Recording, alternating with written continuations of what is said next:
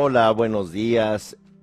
Esto es Meditación y Psicología Budista de Centro Himalaya. Soy Eduardo Herrera. El día de hoy nos vamos a enfocar en una entrega que lleva por título La mirada sin vida, y esto es un enfoque a las redes sociales y el impacto que tienen no nada más en nuestras vidas como lo podemos observar, sino que también en nuestro cerebro.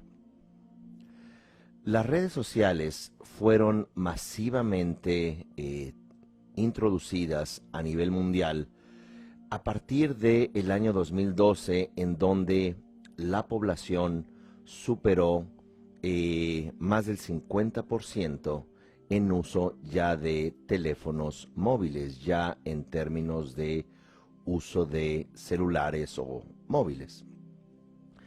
Y a partir de allí, algo que comenzó como servicios gratuitos, algo que comenzó como algo gracioso en términos de ver qué hacen tus amigos, enviarles mensajes de manera instantánea, eventualmente se convirtió en, rápidamente, algoritmos hechos como como le llama Jaron Lanier, un importante y jubilado eh, experto en redes sociales e inteligencia artificial de Silicon Valley. Todo comenzó con una idea muy altruista e inmediatamente entró un imperio de manipulación del cerebro. Todo esto con la intención de mantener la empresa, de generar ganancias, y lo que inicialmente era poder venderte algo que tú habrías buscado en algún buscador, ¿verdad? En un Google, en aquel tiempo, en un Altavista, eventualmente te pudieran llegar anuncios de aquello que buscaste. Sin embargo, cuando ya los procesadores se hicieron más complejos, se comenzó ya también a crear algoritmos que manipularan las necesidades de las personas, comenzaran a manipular los disparos sinápticos en el cerebro. ¿En qué se ha traducido esto en el 2020, cuando nos encontramos con una densidad de población muy elevada, adicta a redes sociales, adicta al uso de su teléfono móvil, adicta a mirar su teléfono más de 200 veces al día sin una necesidad específica? Esto es, estar mirando el celular como una especie de ansiolítico y buscar estas redes sociales como una forma de conexión.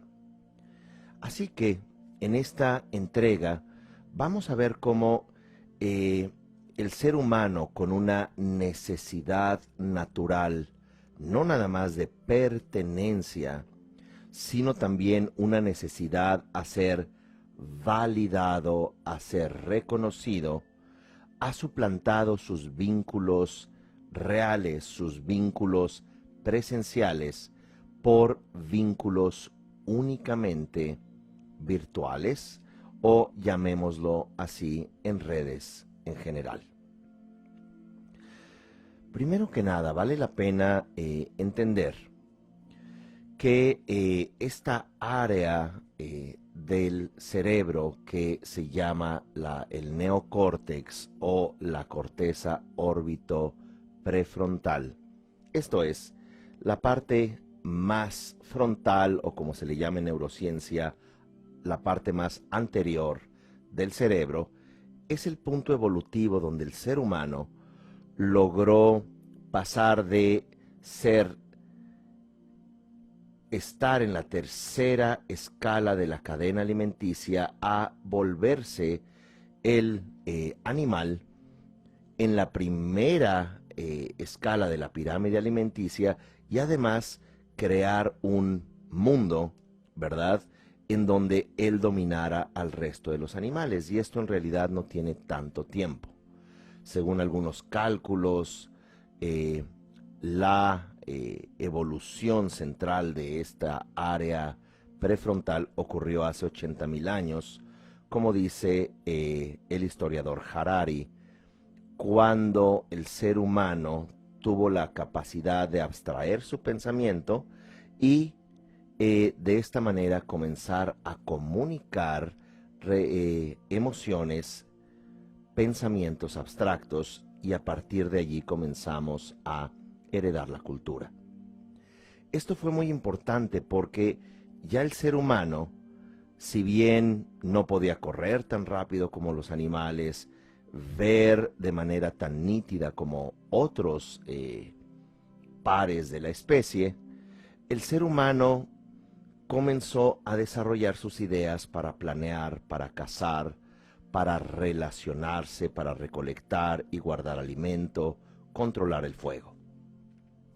¿Y por qué toda esta explicación para hablar de redes sociales? Bueno, porque este cerebro, de acuerdo al doctor, al neuropsiquiatra Dan J. Siegel, el área prefrontal tiene 10 funciones principales y más de la mitad de esas 10 funciones principales está estrechamente relacionado con vincularnos con otros.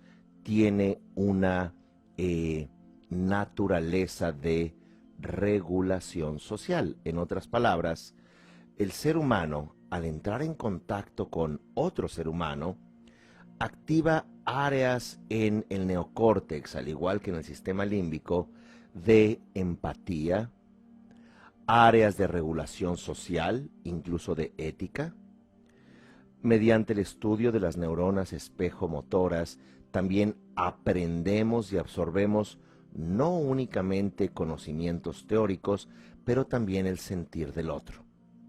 La presencia, en resumen, de otro u otros seres humanos sana nuestra psique, sana nuestras emociones. En ocasiones, cuando estamos mucho tiempo con alguien, incluso adoptamos inconscientemente maneras de hablar, maneras de sentirse.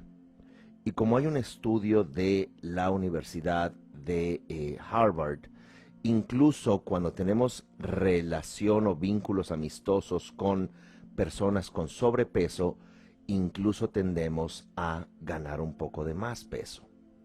Y esto es porque las neuronas espejo-motoras están vinculadas también a un elemento fundamental, que es la compasión y la empatía.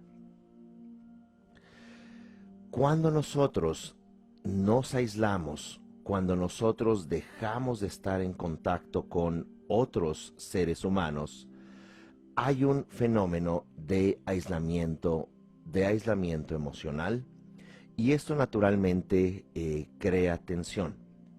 ¿Por qué? Porque los seres humanos evolutivamente solo hemos subsistido en grupos, en clanes de pertenencia, pero no únicamente para cazar, recolectar, protegerse de depredadores, sino también que en el lenguaje humano, en el lenguaje tanto consciente como inconsciente, la pertenencia juega un papel muy importante en nuestra seguridad. De tal manera que en esta intempestiva entrada de redes sociales a nuestra vida, hay que recordar un poco de historia reciente, que para la década de los 90 los teléfonos móviles comenzaron a entrar de manera masiva a la vida de las personas, pero se reducían a mensajes SMS, algunos juegos muy simples y muy sencillos en la pantalla, y básicamente servían para mensajear, llamar por teléfono y de alguna manera un incipiente entretenimiento. Una generación más tarde, esto es 20 años más tarde, alrededor del año 2012, ya los teléfonos inteligentes no nada más tenían las funciones anteriores, sino que también se iniciaba ya una década atrás estas incipientes redes sociales como MySpace, como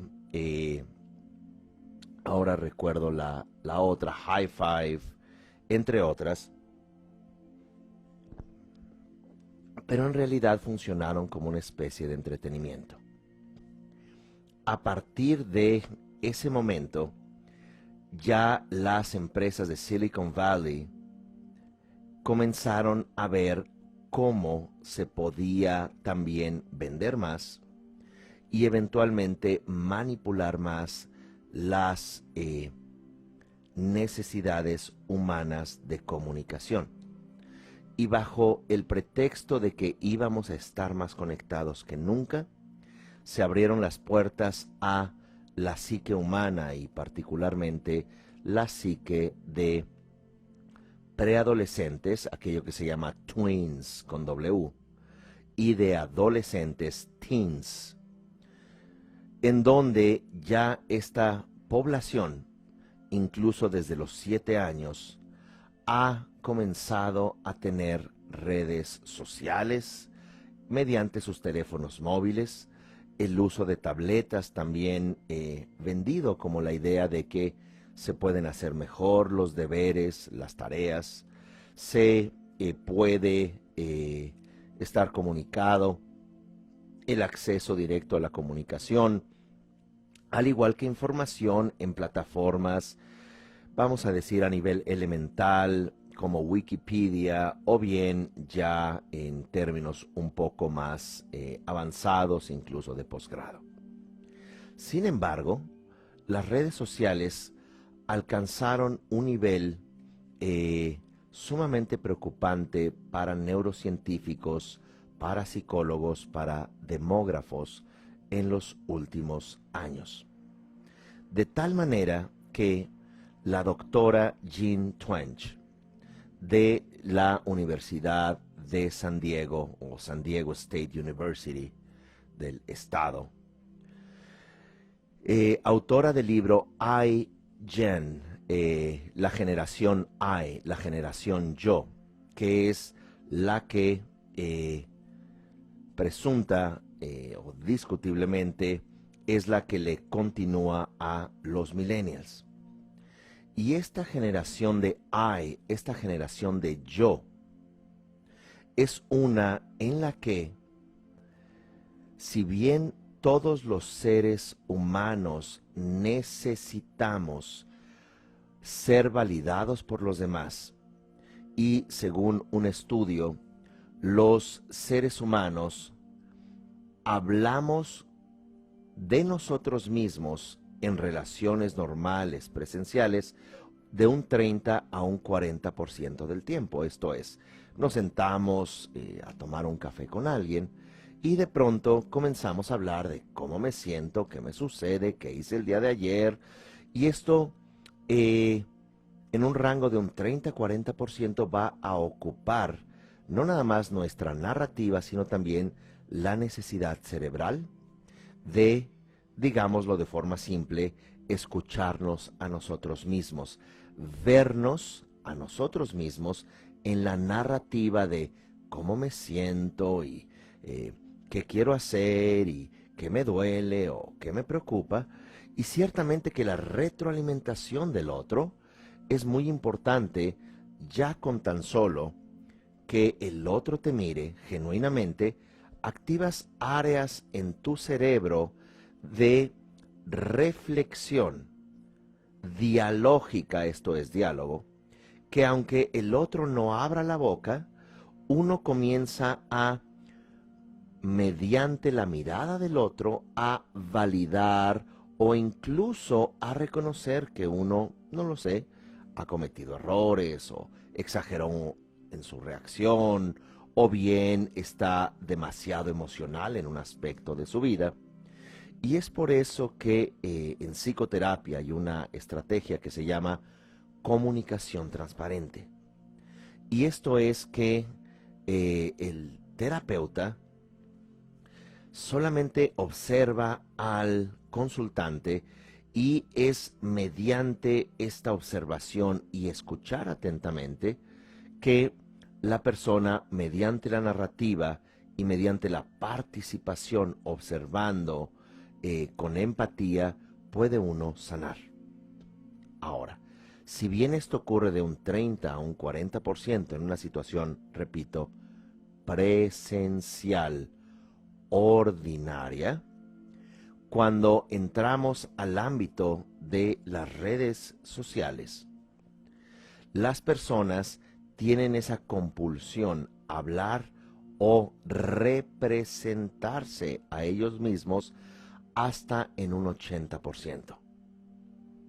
En otras palabras, se duplica la necesidad cerebral de estarse mirando. Y como ya argumentamos, a nivel evolutivo, a nivel cerebral, a nivel histórico y social, el ser humano no meramente se asoció con otros seres humanos para conversar, lo hizo para sobrevivir, pero la sobrevivencia, recordar que no es únicamente la cadena alimenticia, no es únicamente protegerse de depredadores, sino que es a través del intercambio verbal, pero es en sí mismo cerebral, la interacción del otro con el otro, donde vamos creando la narrativa emocional de nuestra existencia. Pero en este uso masivo de redes sociales, vuelvo a repetir, de una forma contundente a partir del año 2012, en donde plantea Jaron Lanier, este especialista, este gran genio de los algoritmos, ya jubilado, retirado de Silicon Valley, es el punto en que sin ética, sin controles, se comenzó a controlar la narrativa, las emociones y los disparos cerebrales o sinápticos en las personas. Lo preocupante es que esta población es una población que desde los 7 hasta los 18 años se encuentra en un proceso importante de riesgo. ¿Por qué? Porque como sabemos, el cerebro humano no termina de desarrollarse hasta la edad de 25 años de edad. Y que ciertamente el ser humano, cerebralmente hablando, no nada más desarrolla la parte oral, la parte, ¿cómo se dice en el psicoanálisis? Anal, etcétera. Toda esta parte desde donde el desarrollo psíquico del cerebro del bebé es necesario entrar en contacto predominantemente de manera sensorial y de manera afectiva. Cuando entramos en el proceso de preadolescencia, 7 a los 12 años, y de adolescencia de 13 a 18, 19 años, de una manera tradicionalmente descrita. Claro, hoy en día tenemos ya adolescentes de 48 años, de 50 años, en grupos de motocicletas, y eso no es lo único, sino que nada más cuando comienzan a hablar, uno se da cuenta que están justo en la preadolescencia. Pero bueno, ese ya será tema de otra entrega. El punto es que cuando desarrollamos, vamos en un proceso de desarrollo del cerebro en la pre y la adolescencia. Vamos a unir estos grupos desde los 7 hasta los 18, 19 años. Es ahí donde la interacción social, donde el contacto con otros ocurre no únicamente a nivel cerebral, sino también a nivel químico, a nivel de hormonas, a nivel de feromonas, a nivel de lo que pudiéramos llamar una polaridad en términos del sujeto y del objeto, en términos del yo y del otro. Está ampliamente estudiado como también el desarrollo sexual de los humanos se dispara, se cataliza por procesos eminentemente psicológicos, relacionales y emocionales. Esto es, como dice el doctor Lenski, cuando hay, por ejemplo, voy a dar un ejemplo de esto, cuando hay una crisis muy importante en casa, incluso en la niñez, por ejemplo, una familia disfuncional, una familia violenta, las niñas tienden a acelerar su proceso de madurez sexual con, él especula, el objetivo de rápidamente salir de casa, de rápidamente poder encontrar a alguien que pueda darle la seguridad de techo, de sustento, de pertenencia, porque no aprendió a tenerlo de pequeña.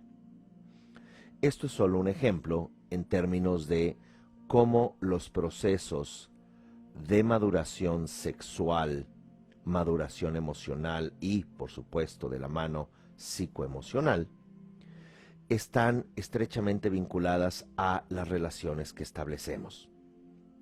Y parecería coincidencia, como dice la doctora Jean Twenge, que a partir de justamente el año 2010 o la década, la primera década del, digamos, 2010 al 2020, los años 10 del siglo XXI, comenzó una ola de temor a nivel mundial de no permitir que tus hijos estuvieran solos. Incluso en los almacenes, supermercados, parques, siempre tendrían que estar bajo la supervisión de un adulto. No voy a entrar en la controversia de las razones de esto, pero ciertamente podemos recordar cómo personas en generaciones anteriores, los niños pasaban mucho más tiempo con sus pares, esto es, con sus amigas, con sus amigos, podían hacer mucho más deporte, podían pasar tiempo solos con sus amigos, con sus pares, sin ese temor tan grande. Así que, coincidentemente con este temor masivo, con este temor mundial, entraron en el año 2012 la entrega masiva, ¿verdad?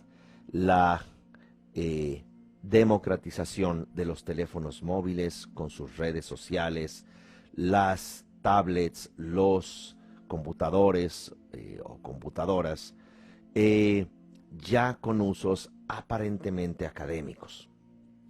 Y es allí en donde la doctora Jean Twenge hace este estudio sumamente serio, sumamente formal, ella basada en el National Service System de los Estados Unidos, un nivel de recolección de información donde decenas de miles de estudiosos hacen investigaciones en diferentes poblaciones de niños, de adultos mayores, etcétera, sobre diferentes temas.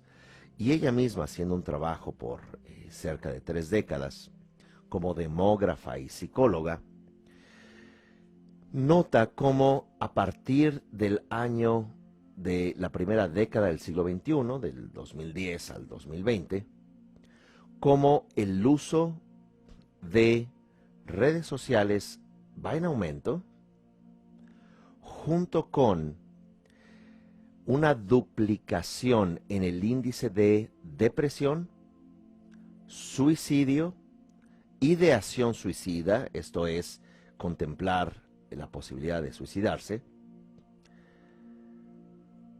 aislamiento en justamente esta población de tweens y teens, de preadolescentes y de adolescentes. Así que en un rango de menos de una generación, desde, digámoslo así, el 2010 hasta el 2020, que en realidad estamos hablando de 10 años, ha aumentado en esta población índices de ataques de pánico, depresión, aislamiento, en donde es sumamente simple estar proyectando un aspecto de tu vida en redes sociales, digamos que de un 100% de aspectos que tenemos los humanos, tomamos un 5% de nosotros, con fotografías, con un viaje, con la comida que vamos a comer, ya sea que cocinamos o de un restaurante, si nos vamos a reunir con amigos, estar todo el tiempo proyectando una imagen de nosotros mismos, muchas veces con bastantes filtros, expresando un aspecto que en realidad no vives, que es todo el tiempo sonrisas, felicidad, libertad. Hasta esas personas que hacen deporte se ponen su equipo de protección, salen a la montaña solamente por la fotografía. Personas que hacen viajes solamente por estar en un trasfondo, en un lugar más interesante. Jóvenes que van a almacenes, compran ropa o aparentemente compran ropa y como hay un lapso de tiempo para regresar la ropa, la usan para sus fotos, van y la cambian, traen otra ropa y siempre se ven con un atuendo distinto. Todo esto para proyectar una imagen sobredimensionada de nosotros mismos. Ahora, esto tiene sus raíces neuroquímicas, como argumentamos. Se vuelve sumamente importante el que seamos validados por otros seres humanos. En una situación normal, repito, hablamos de nosotros mismos un 30 a un 40% del tiempo. Sin embargo, con el uso de redes sociales, esto aumenta un 80% y la pregunta es ¿por qué? Porque nuestro cerebro y particularmente los neurotransmisores, los neuropéptidos, tienen un sistema de recompensa cuando nos relacionamos con otros. Particularmente se ha estudiado la dopamina, que tiene que ver con vinculación, tiene que ver con una recompensa a la esperanza. Un buscar algo y eventualmente obtenerlo. Las dopaminas muchas veces también pueden servir como un regulador de ansiedad. Como por ejemplo, sentimos hambre, en un ejemplo clásico fisiológico, y mientras estamos caminando o dirigiéndonos al restaurante o preparando los alimentos en casa, las dopaminas te dicen, oh, muy bien, qué bueno que vayas a preparar alimentos, muy bien, extraordinario que ya vayas a comer. Y cuando ya das el primer bocado de tu comida, en ese momento ya las dopaminas cesan. ¿Por qué? Porque ya estás comiendo. En un sentido, porque no puede uno estar en dopaminas todo el día. En cierto sentido, esta recompensa, esto que va a satisfacernos, puede ocurrir también no en términos de hambre, de comida, sino de socialización y de pertenencia. En muchas ocasiones, también cuando sufrimos un dolor emocional, tanto las endorfinas, que sirven también para aliviar el dolor, como las dopaminas juegan un papel muy importante. Juegan un papel importante porque ya que si sentimos un dolor, pensemos emocional, nos sentimos solos o tristes, que es algo perfectamente humano, entonces las dopaminas te dicen, mira, ¿por qué no comes? ¿Por qué no sales a caminar? ¿por qué no haces esto o aquello? Y que por supuesto otro importante neuropéptido o neurotransmisor es la oxitocina, que nos ayuda a este fenómeno del bonding, a este fenómeno de la vinculación humana. Sobre este tema de manera un poco más detallada, lo abordé en la entrega anterior, donde hablamos sobre justamente trastornos adictivos, y que a propósito quiero invitarles a un taller seminario que vamos a llevar a cabo del 29 de octubre al 31, esto es en 2 semanas. Es un taller seminario de 12 horas que vamos a tener en vivo, online, ¿verdad? Y también lo puedes tomar de manera diferida en tus propios horarios. Para quienes vivan en la Ciudad de México y gusten tomar esto de forma presencial, tenemos un cupo limitado con precauciones, ¿verdad? Sana distancia en el espacio de Centro Himalaya, para este taller que se llama Sanar Nuestras Obsesiones, un enfoque compasivo a nuestras tendencias adictivas, donde vamos a contar también con ejercicios, meditaciones y por supuesto 12 horas para abordar este tema como se merece.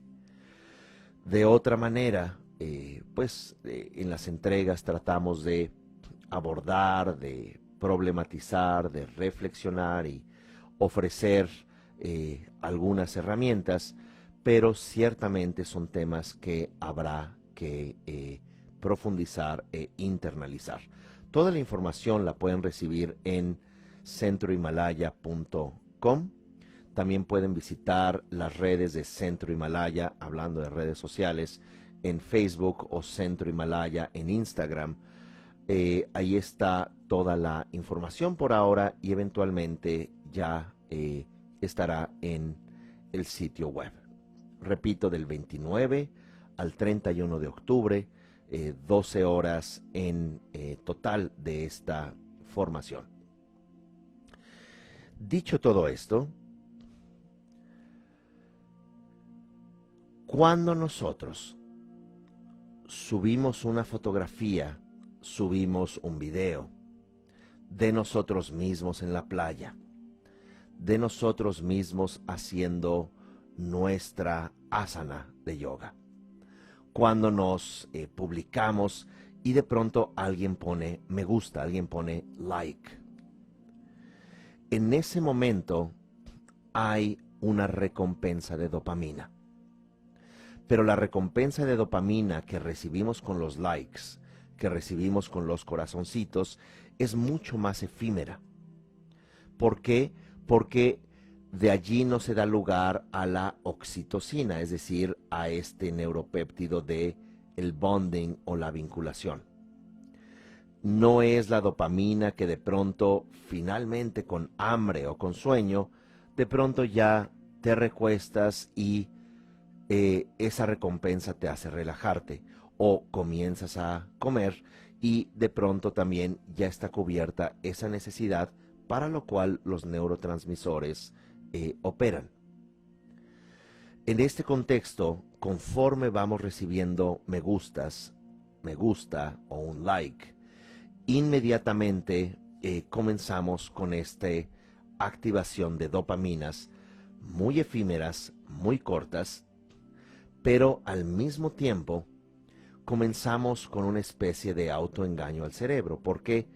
Porque, de manera muy simple, conforme pasamos más tiempo frente a los tablets, frente a los teléfonos móviles, por obvias razones, vamos a estar en menos contacto con los demás. Es decir,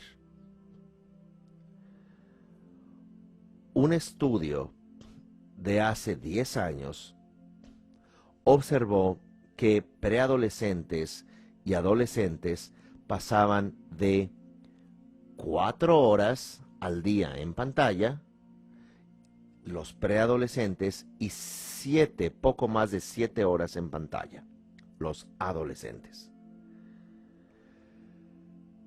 Ahora, en un estudio hecho en el 2018, es decir, hace un par de años, el rango aumentó a casi 11 horas, 10.4 horas por día en la población adolescente y 9 horas preadolescente. ¿Qué significa esto? Son horas frente a una pantalla donde no estás necesariamente haciendo deberes ni en ese mito de la educación y la información gratuita, sino que estás entrenando y educando tu cerebro a disparos de dopamina cortos, incipientes y con poca recompensa para el cerebro. Y esto significa que por el hecho que el tiempo de un adolescente, cerrémoslo en 10 horas, pasa frente a una pantalla, idealmente duerme 8, 18 horas. 6 horas al día, entre comillas, estaría su cerebro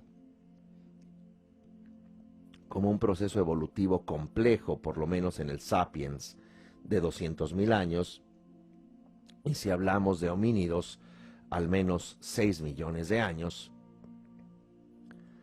estaríamos hablando de que un cerebro diseñado para responder incluso a estímulos imperceptibles de calor, frío, humedad, en términos sociales, feromonas. Tenemos 80 músculos en el rostro humano que activamos y otro ser humano puede leerlo de manera inconsciente y emocional en términos de empatía, generando respuestas neuromotoras, respuestas orgánicas, hormonales, respuestas de empatía límbicas inconscientes, solo por el hecho de entrar en contacto con alguien. Pero tenemos una población en el 2020 y también acá no es estigmatizar a la población joven, a la iGen, a la generación yo. I del inglés yo, gen de generation, la generación yo, como dice la doctora Jean Twenge. Dicho todo esto, 18 horas donde no estamos en contacto con otros realmente, 10 horas en pantalla, 8 horas dormidos, 6 horas para la interacción. Ahora es interesante que cuando nos encontramos vaciados de neuroquímicos de empatía y socialización, como se ha estudiado ampliamente en una población de 11 millones de personas mediante este National Survey Foundation, se ve cómo empiezan a ocurrir trastornos en niños muy pequeños queriéndose quitar la vida, deprimidos, no queriendo interactuar con otros y sumamente desconectados de sí mismos. Es paradójico, esto es contradictorio, como alguien que está 80% del tiempo tratando de mostrar una imagen de sí mismo en una narrativa, porque si no está frente a la pantalla está pensando qué fotografía va a ser o está buscando el filtro para verse más feliz, está todo el tiempo en una mirada sin vida porque la retroalimentación que uno necesita como humano para ser validado y para echar a andar un desarrollo neuroquímico, emocional, incluso hormonal, se está viendo afectado por cientos, miles, a veces millones de personas que están detrás de las redes sociales, inmediatamente poniendo corazones, pero incluso ya ni siquiera prestan atención bien en los detalles. Ya simplemente están en ese modo de ansiedad, en esa idea de pertenencia. Dicho todo esto,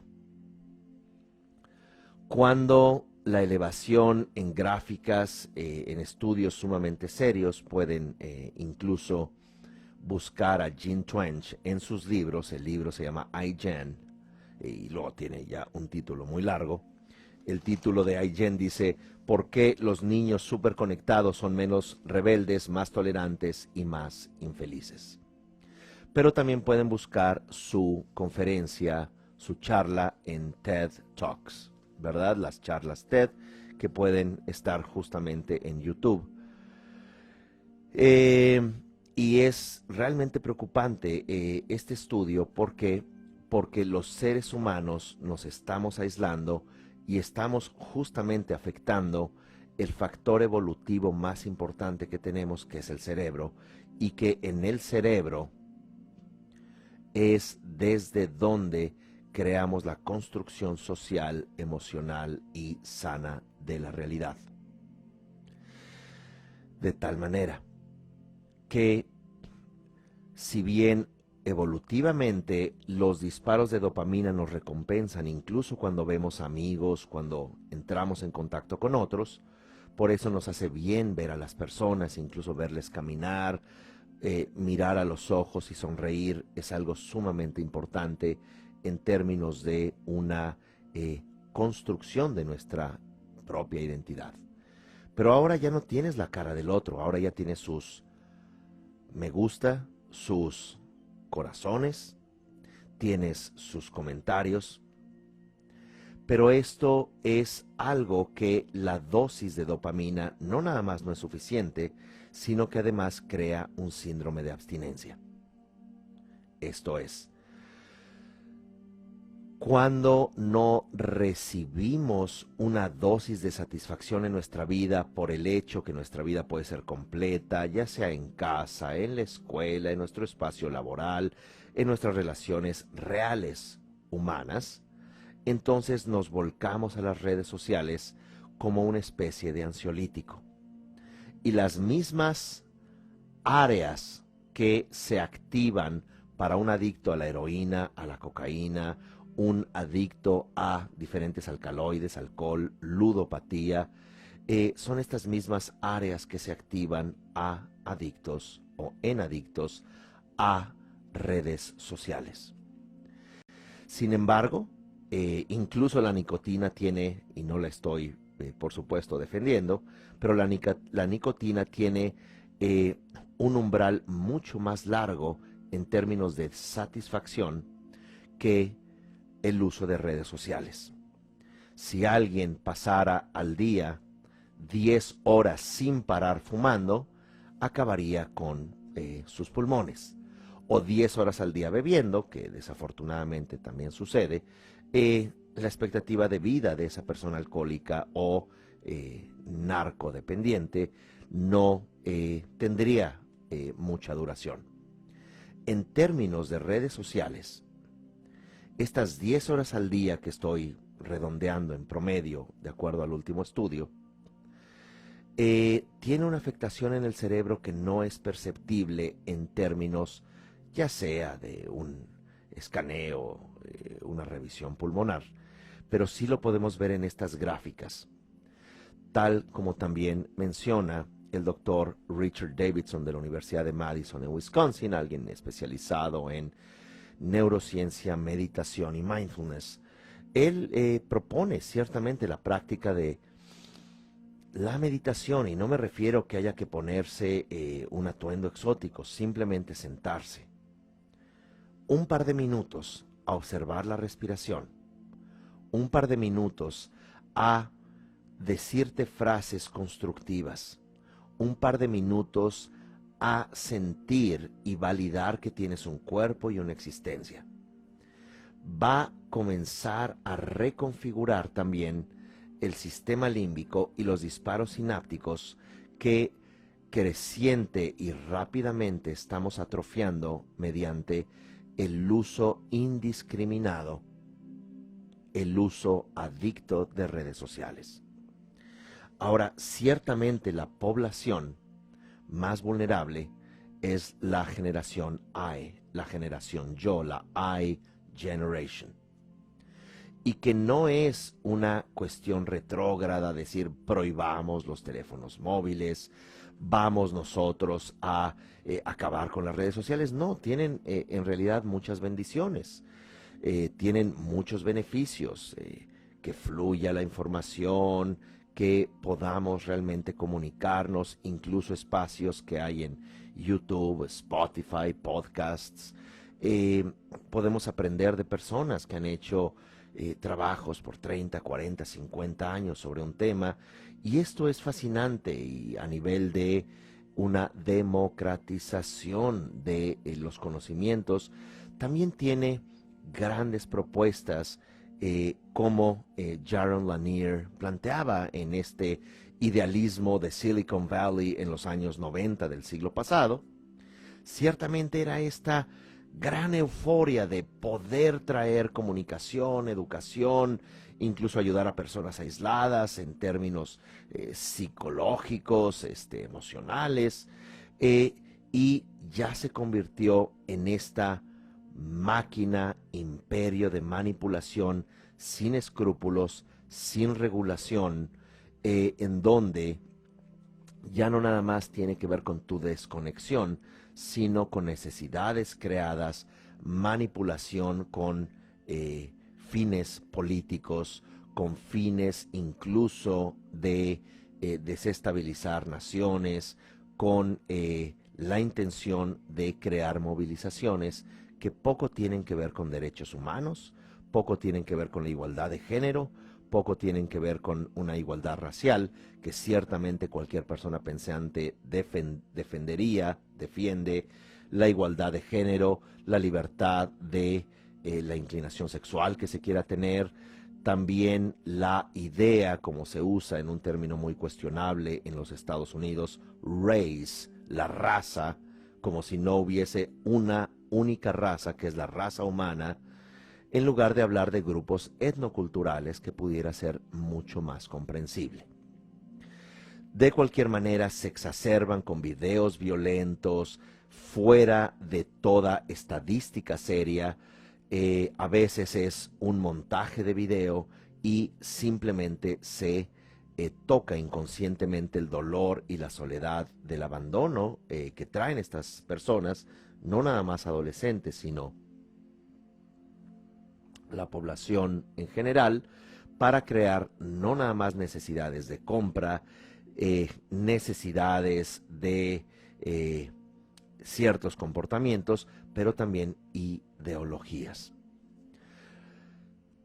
Tomando un punto medio, ciertamente se vuelve fundamental vivir las bendiciones y beneficios de las redes sociales, de la comunicación, una explosión de comunicación y también oportunidades económicas, oportunidades culturales, de conocimiento, donde mediante los mismos medios se puede transmitir odio, pero también se puede transmitir valores humanos profundos de empatía, de reflexión, idealmente como lo que se busca, lo que se trata de hacer en estas entregas que hace Centro Himalaya. Lo que es importante como padres, que se pueda realmente regular el uso de los, no nada más teléfonos móviles y tablets, sino también los juegos de video en los que ya los adolescentes pueden pasar 6 horas gritando en unos audífonos, hablándose con otros compañeros que juegan, lo cual pues no es necesariamente malo, pero lo que puede ser preocupante es el exceso y fundamentalmente la desconexión que pueden tener de otras actividades tales como salir a caminar, hacer un poco de ejercicio, generar también o facilitar interacción con otros compañeros. Ciertamente nos encontramos en una situación extraordinaria con un tema sanitario mundial. Sin embargo, este año vamos a especular, no me toca especular o decir cuánto tiempo durará esta situación, pero vamos a decir que este 2020, en términos de una situación extraordinaria, no debe ser la regla para aumentar o agudizar la desconexión humana que está creando seres con trastornos psiquiátricos muy importantes, desde preadolescentes hasta adultos, en donde índices de suicidio, aislamiento, depresión e hiperconsumo están generando en estos adolescentes un perfil psicológico de comparación. ¿Qué tiene esta persona que yo no tengo? Mira cómo se ve así de delgada, mira cómo se ve así de feliz, mira cómo ya viajó a ese lugar y yo no he viajado. Esa comparación se vuelve inconscientemente una agresión, se vuelve a yo no tengo esa vida. Y es muy interesante las reuniones hoy en día de jóvenes que pueden estar en una mesa y todos mirando el celular. Pueden estar en una fila, todos mirando las pantallas. Y este ansiolítico que son las pantallas del teléfono es un ansiolítico muy costoso. ¿Por qué? Porque estas pantallas no van a traer una conexión ni con los demás ni con nosotros mismos. No ocurre a nivel cerebral, no ocurre a nivel orgánico, no ocurre incluso como plantea la doctora Jean Twenge. No ocurre tampoco a nivel de hormonas de crecimiento, incluso en aquello que se llama neural pathways o los canales neurales, las pautas de los canales neurológicos se van atrofiando de tal manera que incluso se pierde energía propia de la juventud. Pero ya no es energía para moverse y subir un árbol o correr un poco, sino es energía para la vida. Con esto voy a ir cerrando esta entrega, recordándoles este seminario, este taller que vamos a tener del 29 de octubre al 31, que lleva por título Sanar nuestras obsesiones, que es una mirada compasiva a nuestras tendencias adictivas que ciertamente todos tenemos, y con ejercicios prácticos, reflexiones más detalladas, vamos a poder trabajar también con estas tendencias de desconexión tan fuertes que ocurren a nivel de neurotransmisores, dopamina, oxitocina, serotonina, endorfinas, y cómo vamos también a través de la meditación y el mindfulness poder trabajarlo. En conclusión, la mirada sin vida se refiere a que todos nos miran, pero nosotros no miramos que nos miran. Nosotros vivimos en un narcisismo, en un capullo, en un cascarón, desde donde solamente estamos repletos de nosotros mismos en una narrativa de aceptación del otro. Y cuando no hay suficientes likes o me gusta, comenzamos en un estado de síndrome de abstinencia propio de un adicto, y esto eventualmente también nos lleva a volvernos curiosamente más enfocados en una nueva publicación, en una nueva aceptación, y esto es una especie de cortocircuito para el cerebro, para la psique sana del desarrollo del cerebro, particularmente la población preadolescente y adolescente. Si se encuentra en vulnerabilidad, sin sonar dramático, lo que recomendaría en términos prácticos como padres, que reduzcan y controlen el uso de celulares o teléfonos móviles, como le llamen.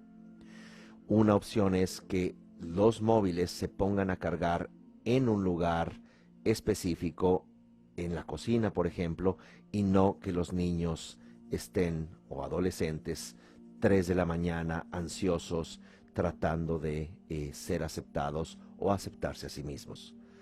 Reducirlo en preadolescentes, un uso de no más de 2 horas al día; en adolescentes 3, 4 ya sería también un poco exagerado, y Eh, por supuesto que también un tema de entrega posterior es la sexualidad en redes sociales, desde donde preadolescentes desde los 7 u 8 años son expuestos a la sexualidad, que no tiene nada de malo, sin embargo, en un contexto, en una forma y en una presentación fuera de tiempo, inadecuada, sobredimensionada, lo cual trae también trastornos.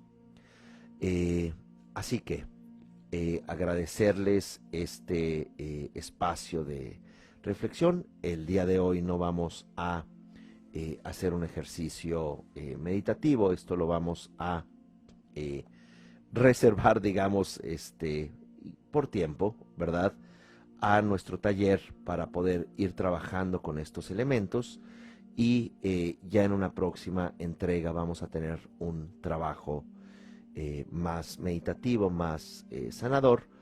Hoy un tema tan complejo sí se requiere pues un espacio de reflexión, recomendándoles también reflexionar sobre este tema.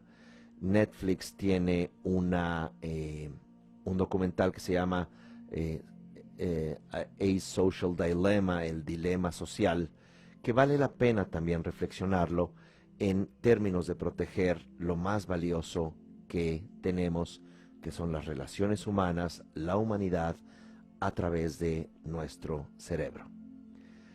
Gracias y nos vemos en la próxima entrega. Hasta luego.